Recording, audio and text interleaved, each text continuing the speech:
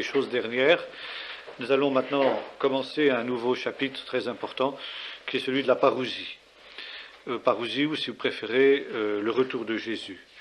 Parousie, ça vient d'un mot grec qui signifie la présence. C'est-à-dire que depuis l'ascension, le Seigneur n'est plus présent physiquement. Il est présent par son esprit, certes. Il nous a envoyé le consolateur, l'esprit de vérité qui est avec nous jusqu'à la fin du monde. Mais la présence du Seigneur n'est plus là. Un jour viendra, comme les anges l'ont annoncé aux disciples le jour de l'ascension, où Jésus reviendra de la même manière que celle dont il est parti. Et là, par conséquent, nous serons dans sa présence. Le Seigneur sera présent, à nouveau présent, donc, alors que maintenant il est absent. La doctrine de la parousie, du retour de Jésus, ou de la deuxième venue de Jésus, il y a différentes expressions pour désigner, en fin de compte, la même réalité. Le grec, le Nouveau Testament emploie aussi une autre expression, épiphania, n'est-ce pas? La manifestation, épiphanie, la manifestation du Seigneur. La manifestation, selon qu'il est écrit, donc tout œil le verra. Depuis que Jésus est ressuscité, il ne s'est plus manifesté au monde. Un temps viendra justement où il sera pleinement manifesté. La Bible nous parle du fait que cette épiphanie, la deuxième aux Thessaloniciens, se fera avec éclat. L'éclat de l'épiphanie du Seigneur. Et cette expression est souvent traduite par avènement. Et épiphania, c'est traduit par avènement, mais le mot grec est celui-là. Bien que la doctrine de la parousie soit présente dans le corpus dogmatique de toutes les églises, ne serait-ce qu'au travers du symbole de Nicée, n'est-ce pas, qui rappelle, dans l'espérance qui est celle de l'Église, la grande vérité du retour de Jésus, il faut reconnaître que cette doctrine a été mise sous le boisseau par la plupart des églises jusqu'à, finalement, il y a peu. Et cette mise sous le boisseau qui est le résultat, somme toute, de ce que Pierre avait annoncé, savoir que le Seigneur tardait, comme l'époux tardait, aussi nous dit la parabole des vierges, elles s'endormirent toutes. Bon, il viendra des moqueurs, dit Pierre, qui diront où est la promesse de son avènement, car depuis que nos pères sont morts, les choses restent en état. Et pour cette raison, on a essayé de spiritualiser la doctrine du retour physique de Jésus. Et c'est ainsi que dans certains milieux, on pense que le retour de Jésus, c'est la mort du croyant. Finalement, au moment de la mort, chaque enfant de Dieu se trouve dans la présence de Dieu. Donc c'est une certaine forme de parousie. Et il y a aussi pour le croyant alors une épiphanie, une manifestation de la gloire du Seigneur. Bon, ce qui fait que certains pensent qu'il faut comprendre le retour de Jésus non pas comme quelque chose qui sera manifesté sur toute la terre en même temps, mais pour chaque enfant de Dieu, le moment de la mort est le moment où le Seigneur revient pour lui. D'où la nécessité d'être prêt à tout moment, parce que nul ne sait ni le jour ni l'heure. Vous voyez toutes les applications qu'on fait. Cette doctrine ne tient pas au regard de l'Écriture, parce que de nombreux textes nous disent que l'avènement du Seigneur, donc son épiphanie, se fera à la dernière trompette, au dernier chauffard plus exactement, à la voix d'un archange, que en même temps tout œil le verra. Toute chose évidemment qui n'arrive pas au moment de la mort du croyant, la mort physique. D'autre part, l'apôtre Paul nous dit que c'est un événement qui se produira après la résurrection, qui sera contemporain plus exactement de la résurrection des morts, nous aurons l'occasion d'y revenir. Bon, c'est vrai que certains prétendent que le croyant ressuscite au moment de la mort, et que quand on est dans la présence de Dieu, c'est fini, il n'y a pas d'autre résurrection à attendre que celle-là. Bon, nous aurons l'occasion de voir que c'est une doctrine qui a du mal à tenir la route quand on la compare précisément à ce qu'affirme l'Écriture. Et or, justement, cette affirmation de la résurrection des croyants au dernier jour, et non pas au moment de la mort, comme le prétendent précisément les tenants de cette doctrine, parle aussi d'un enlèvement et d'une transformation du corps de ceux qui seront restés vivants.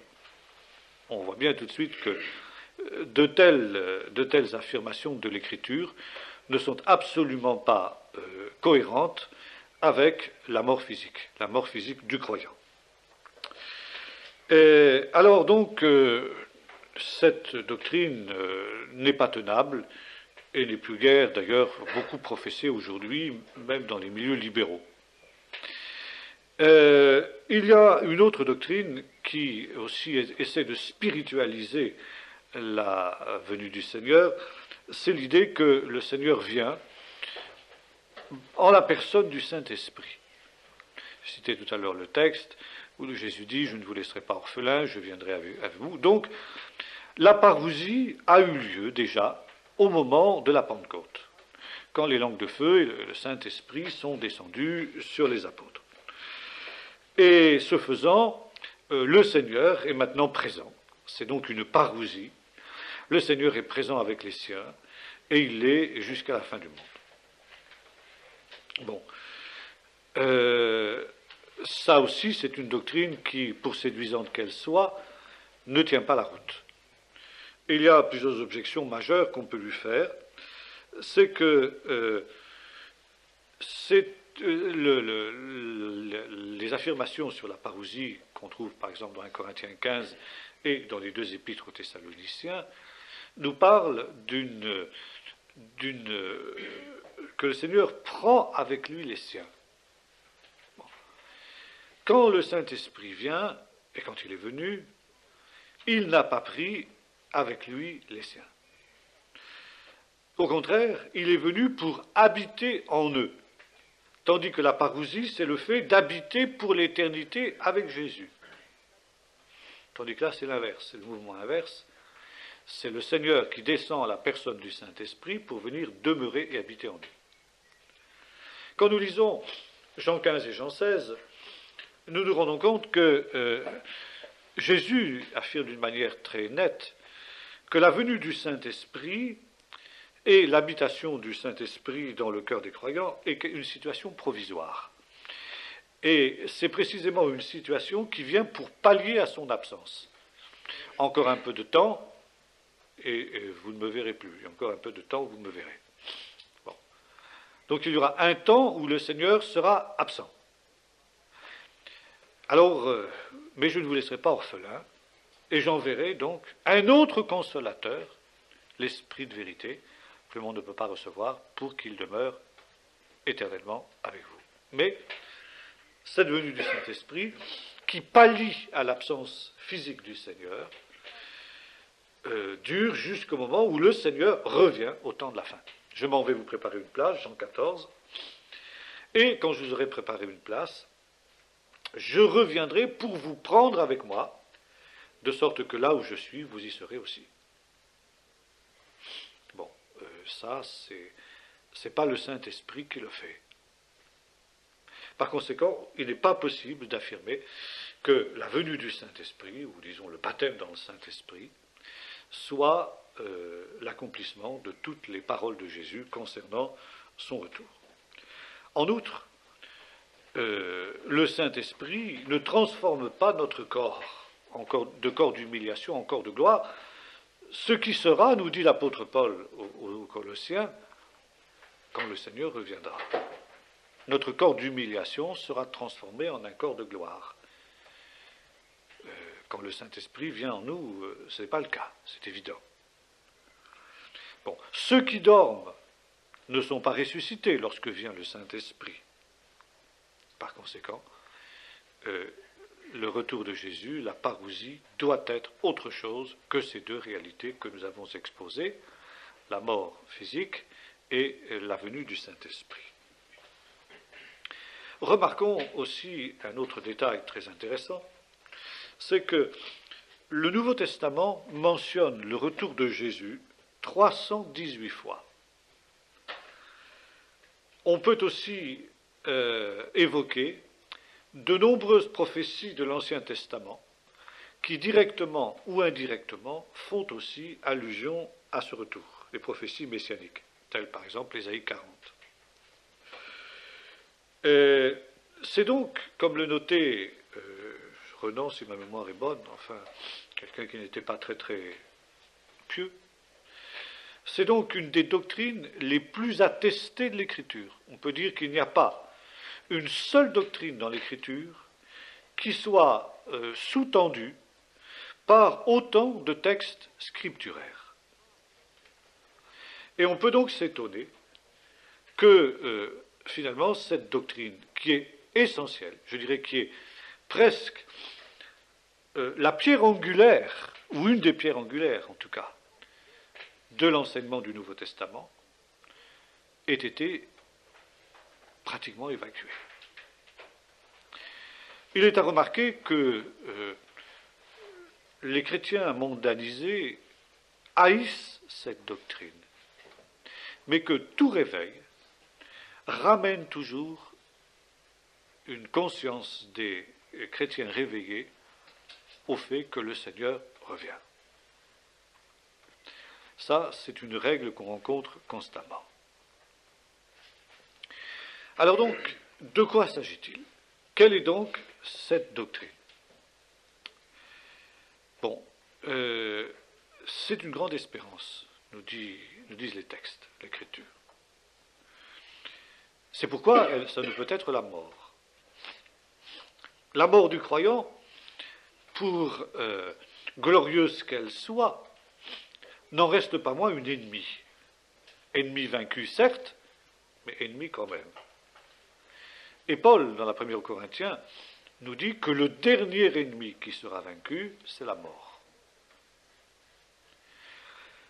Par conséquent, ici, c'est autre chose. Et lorsque nous lisons précisément les textes fondamentaux, les deux textes fondamentaux qui nous parlent de la parousie, à savoir 1 Corinthiens 15, et puis ensuite la deuxième aux Thessaloniciens, nous allons les lire, nous nous rendons compte que c'est quelque chose ici qui est associé directement à l'espérance de la résurrection des morts. Verset 51, chapitre 15, « Voici, je vous dis un mystère, dit Paul. Nous ne mourrons pas tous, mais tous nous serons changés en un instant, en un clin d'œil, au dernier chauffard. Car il sonnera, et les morts ressusciteront incorruptibles. Et nous, c'est-à-dire les vivants. » Vous allez me dire, mais pas les morts, peut-être. Enfin, c'est sûr. Mais quand il écrivait ces choses, Paul était vivant. Et comme personne n'est ni jour ni l'heure, il était tout à fait en droit d'imaginer qu'il pourrait se trouver vivant au moment où le Seigneur reviendrait. C'était normal. Donc nous, les vivants, nous serons changés. Il faut en effet que ce corps corruptible revête l'incorruptibilité, ce qui n'a pas lieu évidemment au moment de la venue du Saint-Esprit, et que ce corps mortel revête l'immortalité, ce qui n'a pas lieu non plus à la mort physique, c'est le contraire. Lorsque ce corps corruptible aura revêtu l'incorruptibilité, et que ce corps mortel aura revêtu l'immortalité, alors s'accomplira la parole qui est écrite, la mort a été engloutie dans la victoire, ô mort où est ton aiguillon, ô mort où est ta victoire. Autre texte fondamental dans ce domaine, dans la deuxième aux Thessaloniciens, dans la première aux Thessaloniciens, excusez-moi, chapitre 4, « Nous ne voulons pas, frères, que vous soyez dans l'ignorance au sujet de ceux qui dorment, donc de ceux qui sont morts, afin que vous ne vous attristiez pas comme les autres qui n'ont pas d'espérance. En effet, si nous croyons que Jésus est mort et qu'il est ressuscité, nous croyons aussi que Dieu ramènera aussi par Jésus et avec lui ceux qui se sont endormis. » Donc il y a une différence ici qui est faite entre ceux qui se sont endormis, ça veut dire ceux qui sont morts, et puis le moment où ils ressusciteront. Paul ne dit pas que les deux événements sont concomitants, mais au contraire, pour le moment, ils dorment, ils sont morts. Mais un moment viendra où le Seigneur les ressuscitera. Voici en effet ce que nous vous déclarons d'après une parole du Seigneur. Donc c'est le Seigneur lui-même qui l'a dit, mais ce n'est pas une parole qui nous est conservée dans l'Évangile, mais qui a été transmise oralement. Nous les vivants, restés pour l'épiphanie du Seigneur. Nous ne devancerons pas ceux qui sont endormis, car le Seigneur lui-même, à un signal donné, à la voix d'un archange, au son du chauffard de Dieu, descendra du ciel, et les morts en Christ ressusciteront en premier lieu. Ensuite, nous, les vivants qui serons restés, nous serons levés ensemble avec eux dans les nuées, à la rencontre du Seigneur dans les airs, et ainsi nous serons pour toujours avec le Seigneur. Consolez-vous donc les uns les autres par ces paroles. Donc ici, nous avons un certain nombre de données très claires. La parousie, l'apparition du Seigneur, sera le signal de la résurrection des morts. Résurrection qui est manifestée en 3 phases, nous dit l'apôtre Paul quand on étudie le chapitre 15 de l'Épître aux Corinthiens, la première aux Corinthiens. D'abord, le Messie, qui ressuscite comme prémisse de ceux qui sont morts, garantie, certitude de la résurrection finale. Deuxièmement, la résurrection d'entre les morts, et ça, alors là, il y a de nombreux textes du Nouveau Testament qui font cette nuance, non pas la résurrection des morts, mais la résurrection d'entre les morts. Par exemple, Philippiens, l'apôtre Paul déclare ceci, je fais une chose, oubliant en arrière ce qui est me portant vers ce qui est en avant, je cours, etc., afin d'avoir part, si je puis, à la résurrection d'entre les morts, ou si on peut traduire littéralement du grec, de la hors-résurrection. Et là, manifestement, c'est de cette résurrection qu'il s'agit, quand Paul ici évoque ces 2 réalités. La parousie de Jésus provoque la résurrection d'entre les morts. Ça veut dire, comme le dit l'apôtre ici clairement, ceux qui sont morts en Christ ressusciteront premièrement. Résurrection, non pas de tous les morts, mais des morts bienheureux. Bon. Qui alors seront revêtus d'un corps glorieux, incorruptible. Celui que décrit Paul dans la première aux Corinthiens, chapitre 15. Puis les vivants, restés à ce moment-là vivants, seront aussi, leur corps sera transformé à l'image du corps des ressuscités. Et les uns comme les autres, les morts ressuscités rendus à la vie et les vivants transformés, transfigurés, seront enlevés à la rencontre du Seigneur dans les airs. Et là, il y a une autre expression que l'apôtre Paul emploie quand il parle justement ici dans le chapitre 2, la deuxième aux Thessaloniciens. Voilà. Nous vous le demandons, frères, en ce qui concerne l'avènement du Seigneur Jésus-Christ et notre réunion ou notre rassemblement auprès de lui. Là, c'est un autre mot qui apparaît, une réunion. C'est une réunion avec le Seigneur de tous ces gens-là, les morts bienheureux ressuscités et les vivants transfigurés. Ils sont réunis au Seigneur dans les airs. Dans les airs, c'est un endroit bien sûr un peu mystérieux. C'est un état intermédiaire aussi finalement, celui-là. C'est une rencontre dans un lieu intermédiaire. Le Seigneur descend du ciel pour venir sur la terre. Et puis, il rencontre les siens qui montent vers lui. Et les uns et les autres reviennent ensuite sur la terre. Il viendra, et tous ces saints avec lui avaient déjà annoncé Enoch dans l'épître de Judas. Alors, Paul continue en disant maintenant, pour ce qui est des temps et des moments, là c'est autre chose. Jésus, à cette question de ses disciples, disait, ce n'est pas à vous de connaître les temps et les moments que le Père a fixés de sa propre autorité, mais l'apôtre Paul nous donne néanmoins un certain nombre de signes. Alors quels sont ces signes ?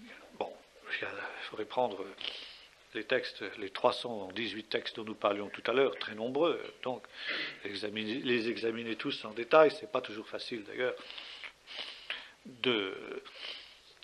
d'en dégager la substantifique moelle, si j'ose dire. Mais néanmoins, il y a un schéma général assez clair qui apparaît. Jésus donc annonce que ce qui va se passer, c'est ceci. Lui, il sème la semence du royaume, la parole. Et cette semence, elle va germer.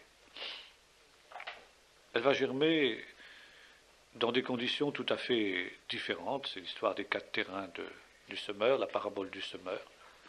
Et quand lui, Jésus, aura terminé ce travail de semence, il partira, l'époux partira. Et d'une certaine manière, ce sera un temps de deuil pour ses disciples. Les disciples mangent, boivent, se réjouissent, parce que l'époux est avec eux, ils ne peuvent pas faire autrement. Mais les jours viennent où l'époux leur sera enlevé, à ce moment-là, ils se jeûneront. Mais pendant tout ce long temps qui se passera, et Jésus laisse entendre que ce sera un très très long temps, la semence gagnera le monde entier. Et elle germera. Et quand elle sera mûre, au temps de la fin, eh bien, le Seigneur reviendra avec ses anges pour moissonner en quelque sorte la terre et rassembler dans les greniers le bon grain, c'est-à-dire précisément les fils du royaume, ceux qui ont reçu la semence et qui par conséquent pénétreront dans la gloire. Alors, Jésus aussi, et ça il ne faut jamais l'oublier, a lié ces réalités avec le sort de son peuple, le sort d'Israël et de Jérusalem. Et donc Jésus annonce que son départ marquera aussi de peu la destruction de Jérusalem, la dispersion de Jérusalem. Alors commencera aussi un long temps, dit Jésus, qu'il appelle le temps des nations, où Jérusalem sera foulée aux pieds par les nations, et aussi où le témoignage de l'Évangile, le témoignage de la bonne nouvelle sera répandu à toutes les nations pour servir de témoignage. Après seulement viendra la fin. Quand l'Évangile aura atteint le monde entier, alors viendra la fin. Il y a des textes nombreux qui disent cela, notamment dans les discours eschatologiques de Jésus qu'on trouve dans les évangiles, c'est-à-dire dans Matthieu 24 et 25, dans Marc 13 et dans Luc 21. Et donc, pendant ce temps-là, les nations domineront sur Jérusalem jusqu'au temps où l'Évangile ayant atteint le monde entier. Et en même temps, l'ivraie, c'est-à-dire les fils de Bélial, les fils de Satan, auront aussi atteint leur maturité. Et par conséquent, le péché aura atteint son comble dans le monde. Ça, c'est aussi le pendant, c'est la parabole de bon grain et de l'ivraie. Le bon grain et l'ivraie croissent ensemble. Et ils arrivent au temps de la fin, à la maturité. Par conséquent, ici, c'est très intéressant de noter qu'au travers de cette parabole, Jésus n'a jamais enseigné que le monde allait en s'améliorant, irait en s'améliorant grâce à la semence de l'Évangile. Jésus a enseigné qu'une partie des habitants de la terre, auxquels le témoignage de l'Évangile aurait été proclamé, recevrait l'Évangile, et par conséquent deviendraient le bon grain, c'est-à-dire les fils du royaume, mais qu'en même temps, l'ivraie, c'est-à-dire le mal, croîtrait dans le monde et arriverait à maturité, et qu'au contraire, au moment de la moisson, l'ivraie aussi aurait atteint son état le plus évolué, si j'ose dire. Donc, il annonce au contraire un accroissement du mal au fur et à mesure que le temps passera jusqu'au moment de son retour. Et précisément, le retour de Jésus, la parousie, sera marqué par le fait que le mal aura atteint son comble, son paroxysme, comme à Sodome, comme au temps de Noé, et ce sont les deux exemples que Jésus prend, n'est-ce pas, de telle sorte que la patience de Dieu n'aura plus lieu d'être, l'endurcissement des hommes aura atteint son comble, et au contraire, les élus eux-mêmes, le bon grain, risqueraient d'être en danger. Et la patience du Seigneur ne peut pas aller au-delà de la mise en danger des élus eux-mêmes. Et le Seigneur interviendra pour sauver ses élus. Car si ces jours n'étaient abrégés, personne ne serait sauvé, mais à cause des élus, dit Jésus, ces jours seront abrégés. Alors, pendant toute cette période, les serviteurs de Jésus poursuivront son œuvre. Matthieu 24, verset 14. Et alors, seulement, viendra la fin. Jésus a donné des signes qui marqueraient précisément la proximité de son retour. Et parmi ces signes-là, il y a précisément la résurrection de Jérusalem. Jérusalem sera foulée aux pieds par les nations jusqu'à ce que les temps des nations soient accomplis. Et quand Jérusalem reviendra, quand le peuple de Jérusalem, le peuple juif reviendra donc à Jérusalem, alors ce sera le signe que le Seigneur est proche. Mais aussi que le débordement du péché est proche. Et ce débordement du péché, nous avons l'occasion de le revoir, à la suite de ces études, sera marqué par ce que l'on appelle en général l'Antichrist, qui est désigné sous ce terme, mais qui est aussi désigné sous d'autres expressions, l'homme du péché, le fils de la perdition, l'adversaire, le méchant. Cet Antichrist, il est prophétisé déjà par le prophète Ésaïe, chapitre 11, où il est question de la plénitude de l'esprit qui vient sur le Messie, puis un rejeton sortira de la racine d'Ishaï et une branche fructifiera de ses racines, l'Esprit de l'Éternel reposera sur lui, esprit de sagesse, de conseil de force, etc. Il ne jugera pas selon l'apparence, il jugera selon la justice, et par le souffle de sa bouche, il fera périr le méchant. Et vous avez une reprise de ce verset d'Ésaïe chez Paul, dans la deuxième aux Thessaloniciens, justement. Alors paraîtra le méchant, donc il fera périr le méchant, que le Seigneur Jésus anéantira par le souffle de sa bouche et qu'il détruira par l'éclat de sa parousie, par l'éclat de son épiphanie, très exactement. Donc l'Antichrist, comme on l'appelle, ou le fils de la perdition, le méchant, tout simplement, c'est quelque chose qui a déjà été prophétisé dans l'Ancien Testament par le prophète Ésaïe. Là donc nous aurons le paroxysme du mal, le mystère de l'iniquité. Paul nous parle de cette réalité quand il nous dit qu'il ne faut pas se laisser troubler, comme si l'avènement du Seigneur était proche, parce qu'il faut qu'on ait vu d'abord paraître le mystère de l'iniquité. Alors évidemment, ce n'est pas seulement l'Antichrist, tout ça. Le mystère de l'iniquité, c'est la montée du mal dont l'Antichrist est la dernière manifestation et la plus parfaite manifestation. Il ne peut pas y avoir de perversité plus grande que celle de cet homme-là, et en même temps, il ne peut pas y avoir de plus grande perversité sur la terre que celle qui marquera justement cette dernière époque. N'est-ce pas ? Voilà donc, si vous voulez, pour ce qui concerne les signes de la venue du Seigneur. Ceci dit, nous disent les apôtres, aussi bien Paul que Jean, l'esprit de l'Antichrist est déjà dans le monde. Et déjà de l'époque du temps des apôtres, l'esprit de l'Antichrist était déjà à l'œuvre. Et alors, la parousie du Seigneur aura pour but, justement, la destruction de ce royaume du méchant. Ce méchant qui aura unifié toutes les nations dans une ultime révolte contre Dieu. Et le royaume du méchant sera détruit. Sans effort, simplement, comme le dit le prophète Ésaïe, par le souffle de la bouche du Seigneur. Nous retrouvons ça dans l'Apocalypse. Jean voit dans la vision du Seigneur une épée qui sort de sa bouche, épée à 2 tranchants, par laquelle il frappera les nations.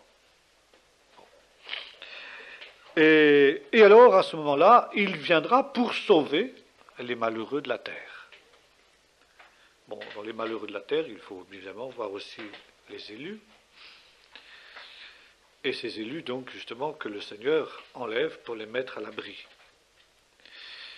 Et le salut, vraiment, quand nous parlons du salut, c'est essentiellement le salut au dernier jour.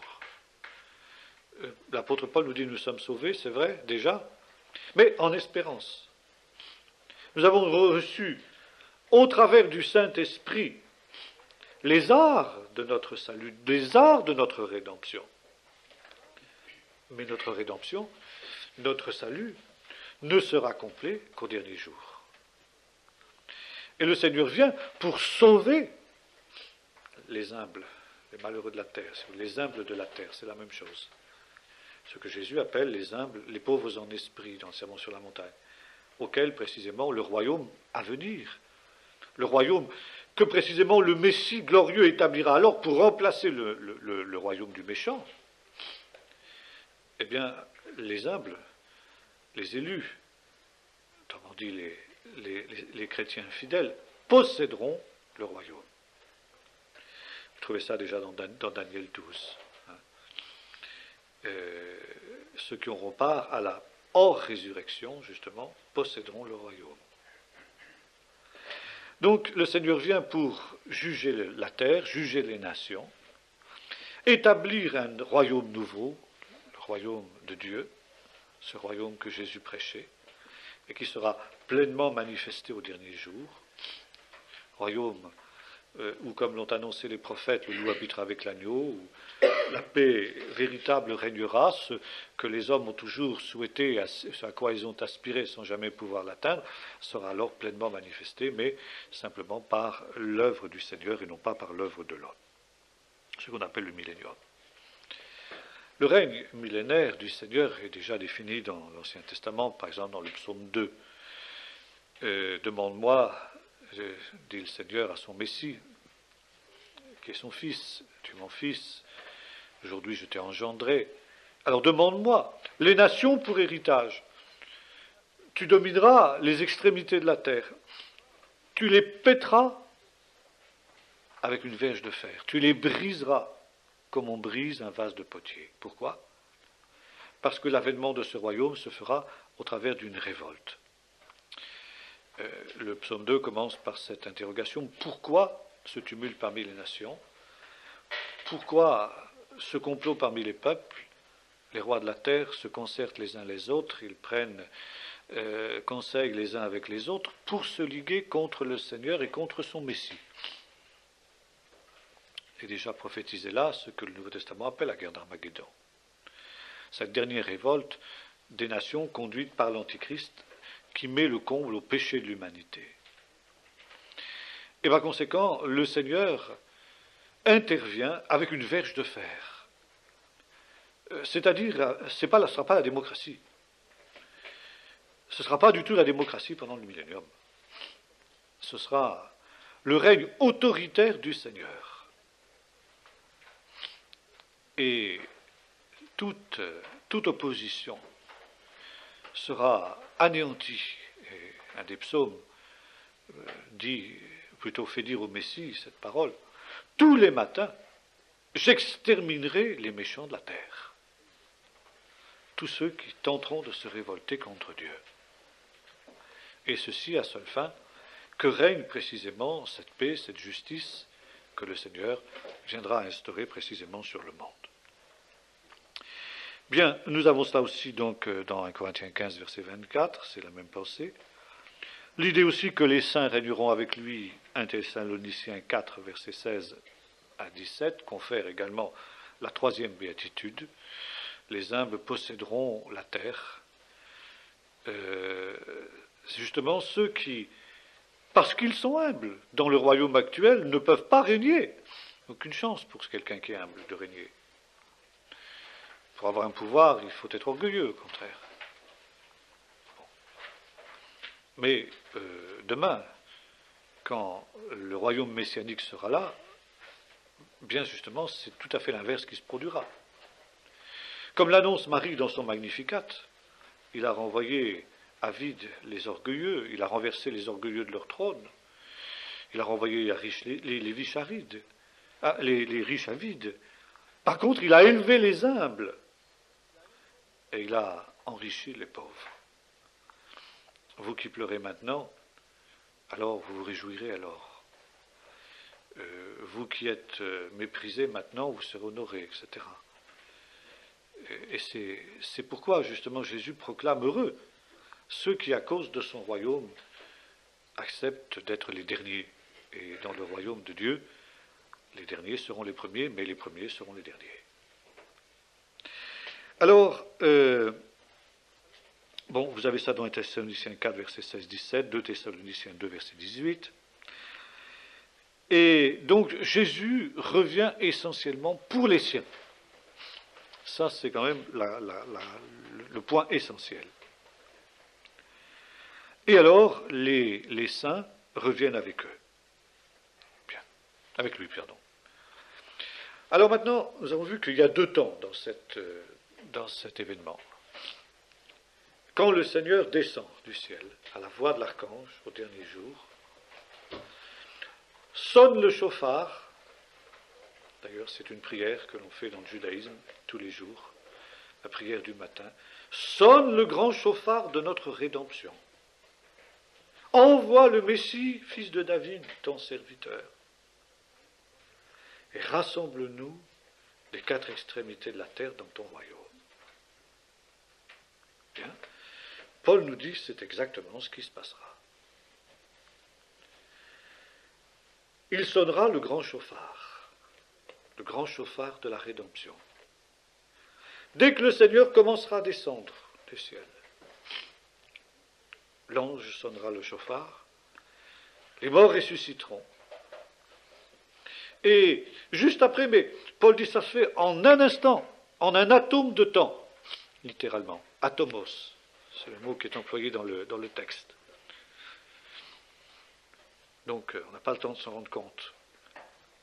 Les vivants sont transformés après la résurrection des morts, mais un atome de temps après eux. Donc vous voyez ce que ça représente, tant dire en même temps, pour nous. Mais quand même, nous ne devancerons pas ceux qui sont morts, dit l'apôtre Paul. Les morts ont une priorité sur les vivants. Mais c'est quand même très rapide. Et cette transformation aura lieu en un atome de temps, et en un atome de temps, nous serons transportés à la rencontre du Seigneur dans les airs. Il y a une rencontre dans les airs, à mi-chemin, si j'ose dire. Le Seigneur descend, et les saints montent. Ils se rencontrent. Alors là se pose un problème. Les uns et les autres vont revenir ensemble pour éliminer ce royaume du méchant et pour prendre possession du royaume. Venez, béni de mon Père, prenez possession du royaume qui a été préparé pour vous depuis la fondation du monde. Mais entre le rassemblement avec le Seigneur dans les airs, ce que nous appelons l'enlèvement de l'Église, ce mot n'apparaît pas dans la parole de Dieu. On n'a pas là, c'est le mot rassemblement ou réunion. Entre ce rassemblement et le retour de tout le monde autour du Seigneur sur la terre, combien de temps se passe-t-il? Mystère. Ça, on ne sait pas. Ça peut aller de quelques instants jusqu'à plusieurs années. Peut-être. Je ne sais pas. En tout cas, donc, ça c'est le scénario tel qu'il nous est défini donc dans le texte biblique. En tout cas, ce qui est certain, c'est qu'il n'y a pas deux venues du Seigneur, il y en a une seule. Ça c'est très clair. Et alors, la descente du Seigneur sur la terre se fait d'une manière visible. Toutes les nations le verront, toutes les tribus de la terre se lamenteront à son sujet. Il viendra sur les nuées du ciel, comme il est monté. Les apôtres l'ont vu monter au ciel, et il reviendra de la même manière. Cette fois-ci, toutes les nations le verront, pas seulement les apôtres, qui seront d'ailleurs avec lui. Hein? Maintenant, ça aussi, c'est l'accomplissement d'une prophétie de l'Ancien Testament. Daniel 7. Je vis venir sur les nuées du ciel quelqu'un qui avait l'apparence d'un fils de l'homme. On lui donna le royaume, la gloire, la domination. Son royaume est un royaume éternel et sa domination est une domination qui n'aura pas de fin. Daniel 7. Par conséquent, le retour de Jésus sur les nuées du ciel, d'une manière visible, est l'accomplissement de cette prophétie. Elle est décrite à la fois, à nouveau, dans le livre d'Apocalypse, chapitre 1er. Voici, il vient sur les nuées du ciel. Celui que l'apôtre Jean vient de voir, qui a précisément l'apparence du Fils de l'homme. Le Fils de l'homme, déjà à l'époque de Jésus, la prophétie de Daniel était considérée comme se référant au Messie cosmique, qui viendrait sur les nuées du ciel au temps de la fin, comme le juge des derniers jours. Et alors, Matthieu 25, quand le Fils de l'homme viendra dans sa gloire avec tous ses anges, il s'assiera sur le trône de sa majesté, comme on voit dans Daniel 9. Le Seigneur, le Dieu Tout-Puissant, le fait asseoir à sa droite sur son trône, sur un trône qui lui a été préparé, selon ce qui est écrit aussi dans le psaume 110, « Assieds-toi à ma droite jusqu'à ce que je fasse de tes ennemis ton marchepied », psaume messianique souvent cité dans le Nouveau Testament et cité dans les sources juives de l'époque comme se référant au Messie. Et le Fils de l'homme va donc avoir ici une fonction de juge, juge des nations. Il vient justement pour exercer le grand jugement sur les nations. Et par conséquent, Jean le voit dans l'Apocalypse venir sur les nuées du ciel, et toutes les tribus de la terre qui se lamentent à son sujet. Comme c'est écrit aussi dans Zacharie 12, donc ils verront celui qu'ils ont percé, et ils se lamenteront sur lui comme on pleure sur un fils unique. Bon, ce sera aussi l'accomplissement de ces prophéties-là. Donc il apparaît sous une forme corporelle et visible, avec un grand éclat, dans la gloire de son Père et avec les saints anges. Cette venue sera aussi, et ça de nombreux textes le montrent, soudaine, caractérisée par la soudaineté, la surprise. Il vient comme un voleur dans la nuit. Et l'Apocalypse 1 le rappelle aussi. « Voici, je viens comme un voleur. Heureux celui qui veille. » C'est un thème qu'on trouve dans tout le Nouveau Testament, aussi bien dans les évangiles que dans les épîtres, celui de la vigilance, parce que précisément, nul ne sait ni le jour ni l'heure de sa venue. Des textes de Jésus nous montrent que précisément le monde sera si peu préparé à sa venue qu'il vaquera à ses occupations courantes. Comme au temps où est venu le déluge, ou où est venue on appelle la Maperat Sodom, la révolution de Sodome, on appelle ça en hébreu la révolution, le bouleversement de Sodome, si vous voulez. Les hommes mangeaient, buvaient, se mariaient leurs enfants. Ils ne se doutèrent de rien, jusqu'au moment où vint le déluge. Il en sera de même au jour du Fils de l'homme.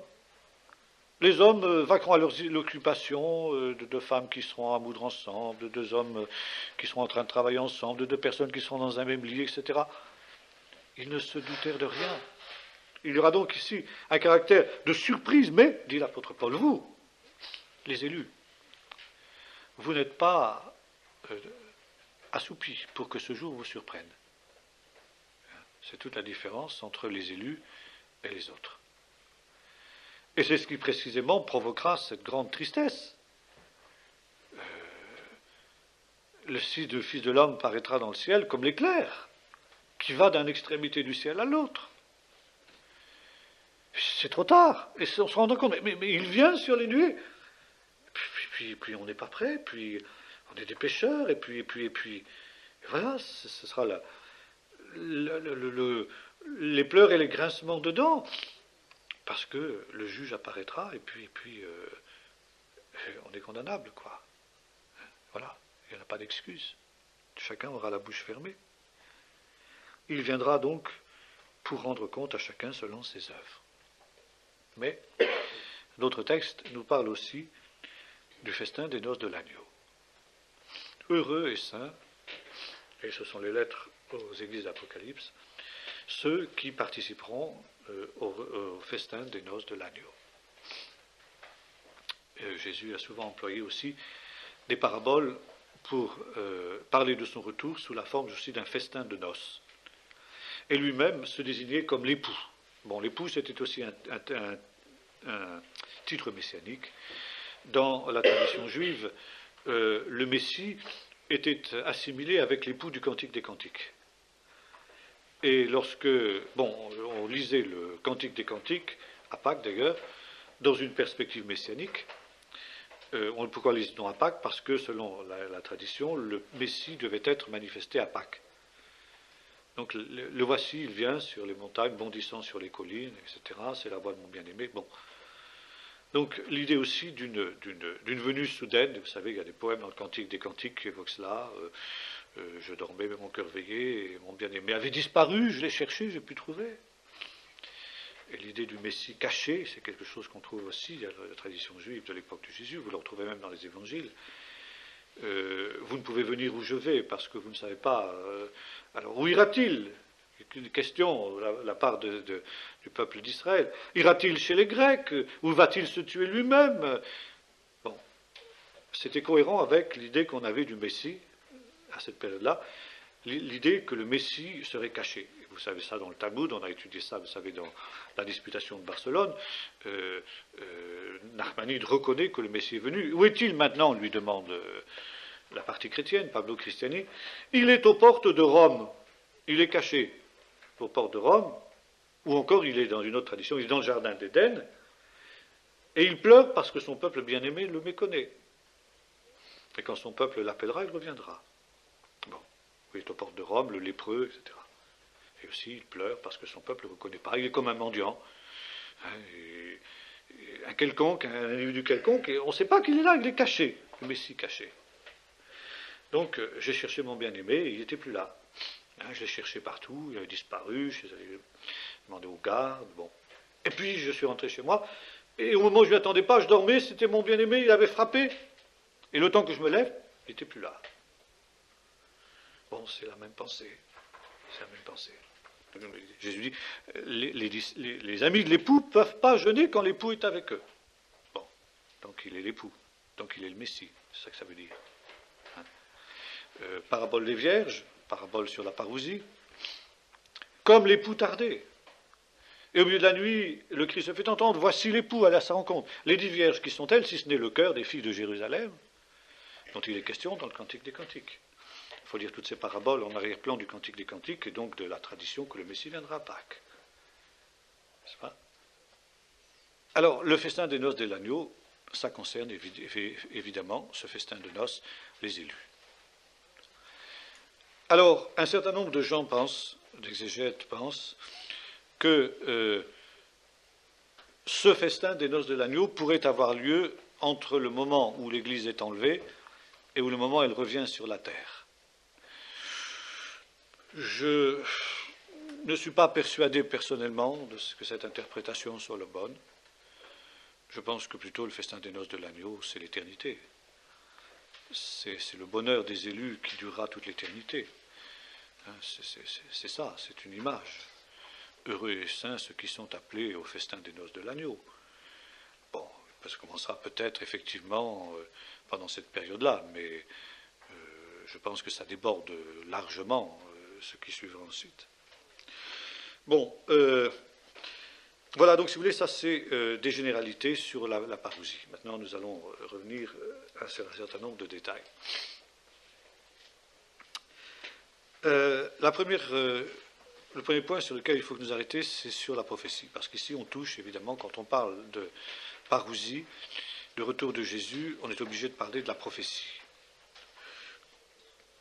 La prophétie biblique, c'est quelque chose de tout à fait particulier, c'est un miracle étonnant, que déjà Blaise Pascal avait noté dans ses pensées, et c'était une des réalités bibliques qu'il avait le plus impressionné quant à la vérité de l'Écriture. Maintenant, la prophétie biblique est évidemment quelque chose de complexe. La prophétie, c'est quelque chose qui est à la fois, qui révèle et qui cache en même temps. D'ailleurs, vous avez ça chez Daniel, les choses scellées, les choses cachées jusqu'au temps de la fin. Et par conséquent, il nous faut être extrêmement prudents quand nous parlons de prophéties relatives au temps de la fin. Et ce, d'autant que nous sommes handicapés par deux a priori dont il faut absolument se défaire quand on parle de prophétie. C'est que nous abordons la question de la prophétie avec l'esprit rationaliste, logique occidental. Et nous essayons de trouver une logique de type cartésien dans les schémas prophétiques. Et alors se pratique ce que j'appellerais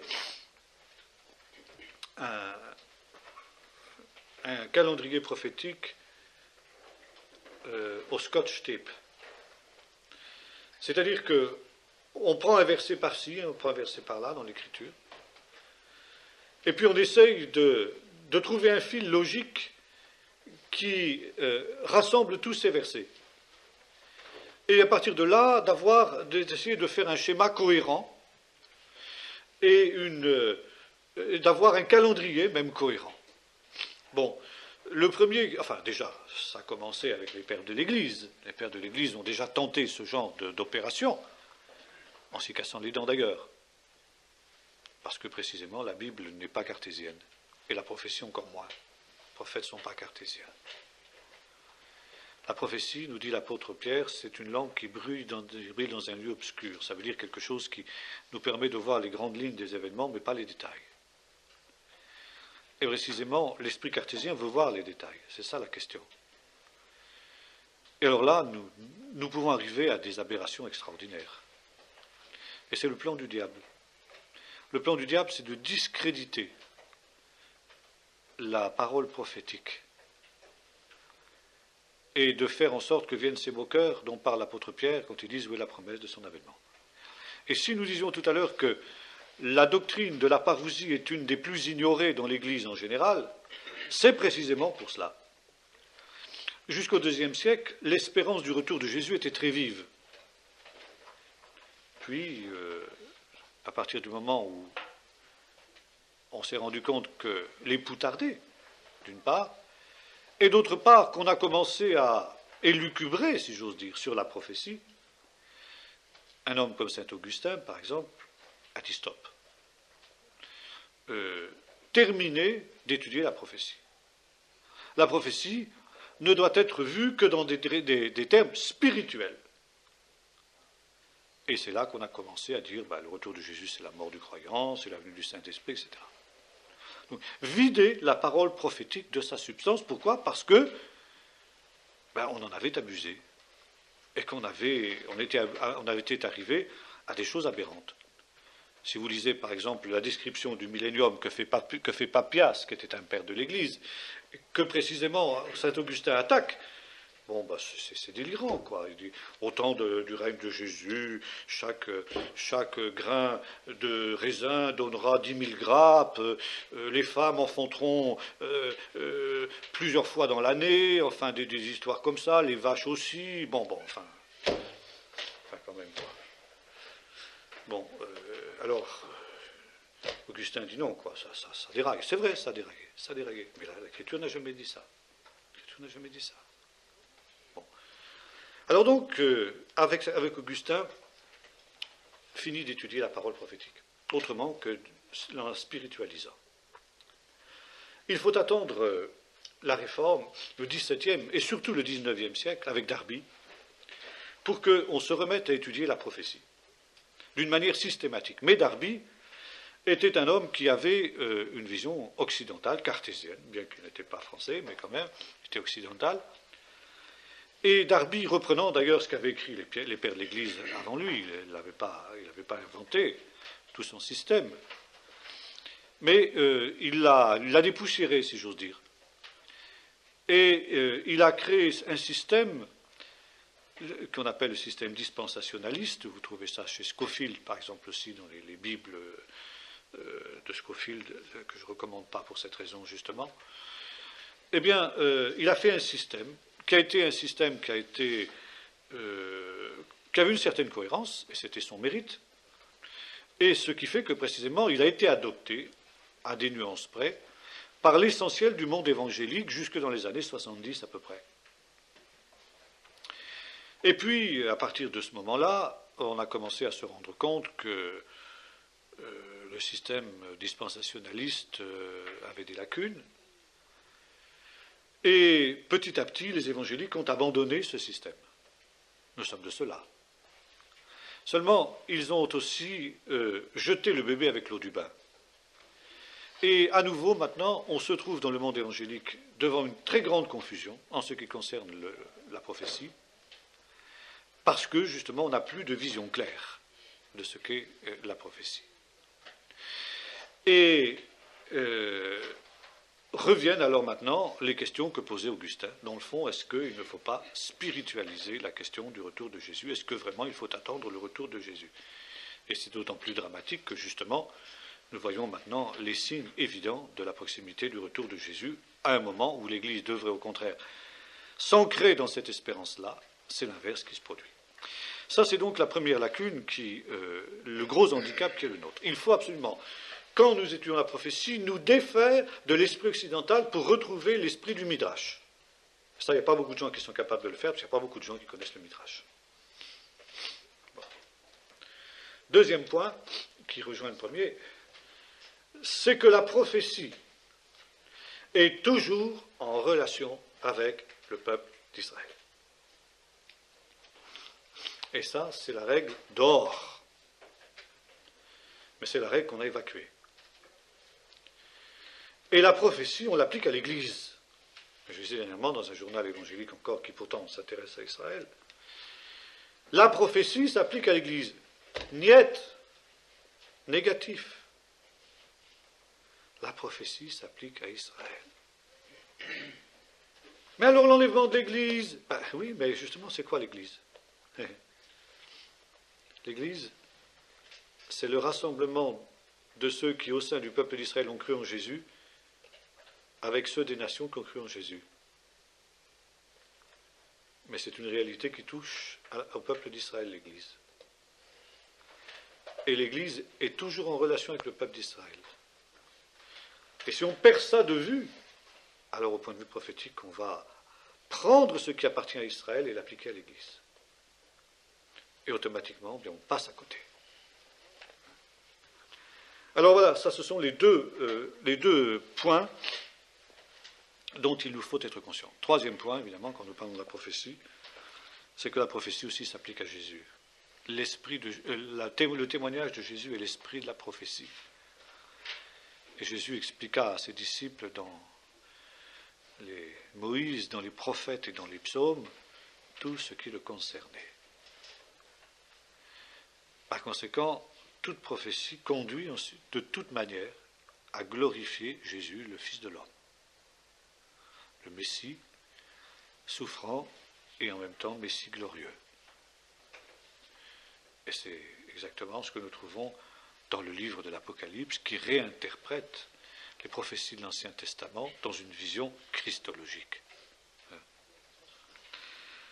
Bon, voilà donc, si vous voulez, ce que nous pouvons dire comme introduction à cette étude de la parousie, sur laquelle nous allons rester pas mal de temps, bien sûr, puisque c'est quand même quelque chose de pas facile.